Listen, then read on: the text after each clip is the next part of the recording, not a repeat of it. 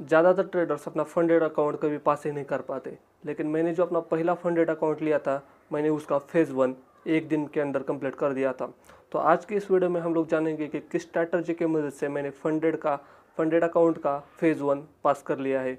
वो स्ट्रैटेजी बिल्कुल ही सिंपल है। तो आज का ये वीडियो आपके लिए लाइफ चेंजिंग होने वाला है, क्योंकि अगर एक स्ट्रैटेजी आप सीख लेते हो तो आप फंडेड अकाउंट की मदद से बड़े बड़े पे आउट ले सकते हो। इस स्ट्रैटेजी को मैंने द ट्रेड रूम यानी अपने मयंक भाई से सीखा था। दूसरी स्ट्रैटेजी अपने आप में काफ़ी ज़्यादा सिंपल है, इसमें बस 2 EMI के यूज़ होते हैं। तो आप स्क्रीन पर जाकर इस स्ट्रैटेजी को डिटेल में समझने की कोशिश करते हैं। दोस्तों 9 एंड 15 EMI आपको 2 EMI लगेंगे, EMI 9 और EMI 15। दोनों को मैं अलग अलग कलर दूंगा ताकि समझने में आसानी हो। यहाँ पे जो आपको रेड लाइन दिख रही है ये है EMI 15 और जो ब्लू लाइन है वो है EMI 9। दोस्तों EMI बेसिकली वो चीज़ होती है जो कि प्राइस को ट्रैक करती है। मतलब अगर प्राइस जिस डायरेक्शन में जा रही है EMI भी उसी डायरेक्शन में जाता है। तो ऐसे में अगर आप EMI की मदद से ट्रेड करोगे तो आपकी ज़्यादातर प्रोबेबिलिटी है कि आपका ट्रेड प्रॉफिटेबल हो। तो EMI 9 और EMI 15 में आपको हमेशा क्या करना है कि जब भी मार्केट EMI के ऊपर ट्रेड कर रहा है तो आपको हमेशा ऐसे में यहाँ पर बाय साइड का ट्रेड करना है। मतलब आपका प्रॉफिट होने की प्रोबेबिलिटी बढ़ जाएगी।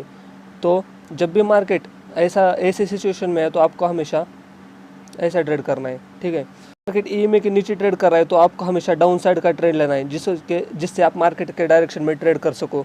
ये स्ट्रैटेजी दिखने में बहुत आसान है, लेकिन कोई भी स्ट्रैटेजी मार्केट में लगातार प्रॉफिट तो नहीं देंगी। इसमें भी आपको कई बार ये चल जाएंगे, लेकिन अगर आप रिस्क मैनेजमेंट करते हो और स्ट्रैटेजी को बहुत ज़्यादा प्रैक्टिस करते हो तो आप इसमें मास्टरी कर सकते हो। और इसी एक सिंगल स्ट्रैटेजी की मदद से मैंने अपना फंडेड अकाउंट का फेज़ 1 पास कर लिया है।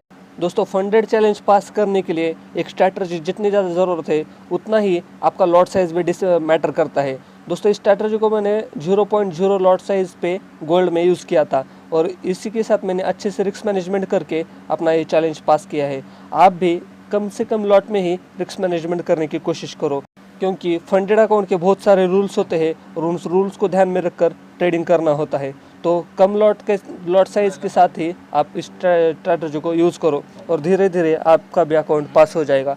स्ट्रैटेजी बिल्कुल सिंपल है कि 2 EMI है और इस 2 EMI के आधार पर ट्रेड करना है। जब भी मार्केट ऊपर जा रहा है तो ऊपर का ट्रेड, जब भी मार्केट EMI के नीचे है तो नीचे का ट्रेड। इसमें कई बार ऐसे भी जाएंगे, लेकिन पेशेंसली कम रिस्क मैनेजमेंट करते हुए इस स्ट्रैटेजी को यूज़ करना है। Thank you. फंडेड अकाउंट पास करने के लिए सबसे ज़रूरी चीज़ होती है उस फंडेड अकाउंट के रूल्स।